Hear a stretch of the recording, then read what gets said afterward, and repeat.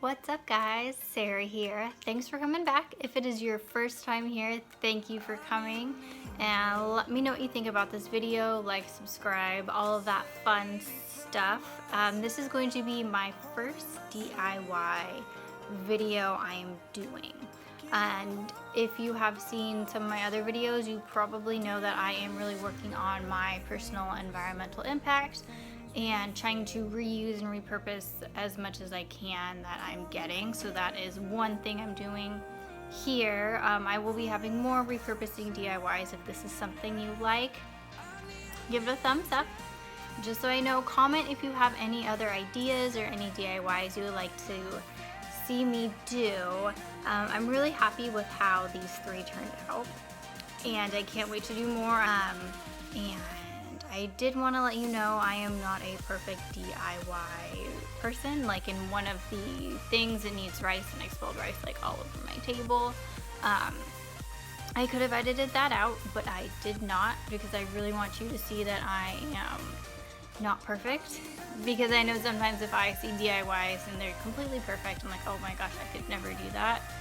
So you can do it. It might not be the prettiest journey, but in the end it's all going to be worth it and work out well. So with all that, let's just get into the videos, and again, let me know what you think, and thank you so much for watching.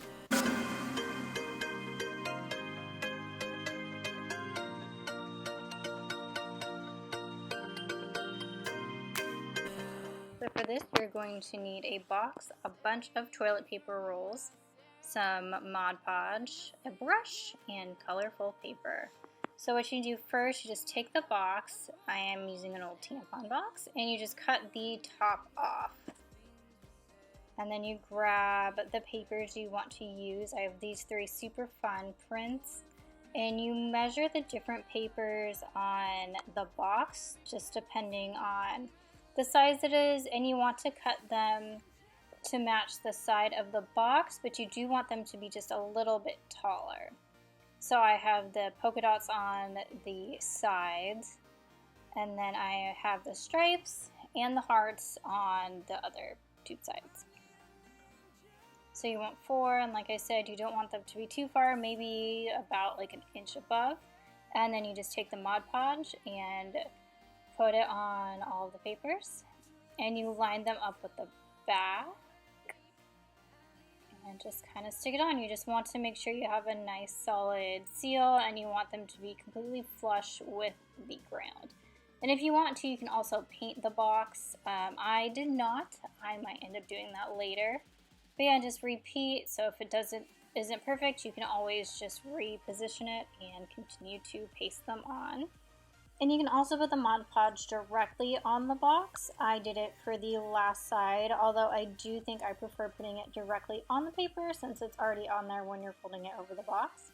So once it's all done, you just want to make sure it all completely is on the box, let it dry, and then put the toilet paper rolls in. Mine actually fit perfectly. If not, you can always glue them together and you are all set.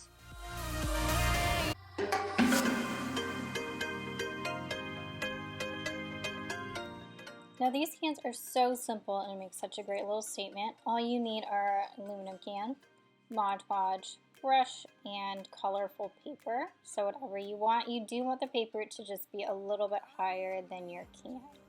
And all you gotta do is paste the Mod Podge onto the paper. You want a nice thin layer all over the paper so it will stick, and make sure you especially get the edges so it stays on that can. And then what you gotta do is just roll it around the can, making sure you smooth it out on there. You don't want to smooth it too much, or else you will see the ridges through. You can see on the blue one, that's what I did. And once you do that, you just fold it in, and you are all done, and it makes a great little pencil holder or holder for really any other cute little goodies.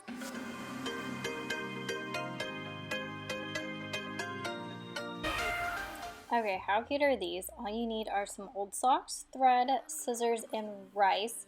Mine came with this like kitty cat decal. So all you have to do is cut the top part off and then flip them inside out. Sew up the bottom side. Really, you can do top or bottom, it doesn't matter. You can also use hot glue if you would prefer, It's a little faster. I just personally prefer sewing. So you sew the whole end up and then you go to the other side and sew about half of it. So once you have that done, you flip it right side up and you're ready to put the rice. Just another note, if it does have like ears or anything on it, you do want them to be on the inside when you're sewing, so next to the outside of the sock. So fill it with rice. You don't want to just pour it in like that. I switch it over to a plastic cup to pour it in, and you just want to pour the rice in until the socks are pretty much full. You might have a little bit of room, like that just is not enough, so put just a little more in. And then once you have all the rice in, you just sew that hole up or you hot glue, and then it is all set. And to heat them up, you just stick it in the microwave for about 30 to 45 seconds just to warm it up. Stick it in your pockets and they are good to go to keep you warm for about an hour.